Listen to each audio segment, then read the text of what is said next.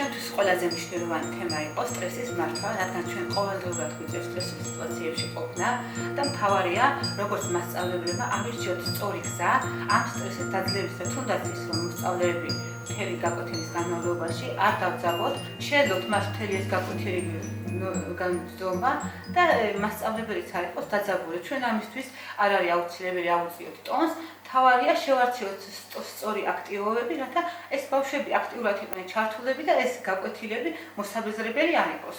შენთვის რა იყო? ჩემთვის ერთ-ერთი მნიშვნელოვანი თემა ყოველთვის არის კომუნიკაცია, რადგან ისეთ სფეროში მუშაობ პირადად, რომ ძალიან ბევრ ადამიანთან მიწევს შეხება და ერთ-ერთი კომუნიკაციის დამყარება ნებისმიერ ადამიანს რომ უნდა გაიგო მისი შეხედულება აზრი და როგორ უნდა ელაპარაკო ელემენტარულად ძალიან მნიშვნელოვანია და შესაბამისად ნებისმიერ სფეროსთვის მნიშვნელოვანი კომუნიკაციის დამყარება ელემენტარულად მეგობარიც რო ყავდეს თუ ის შენ ინტერესებს არ იზიარებს იმასთან კომუნიკაციას ვერ დამყარებ.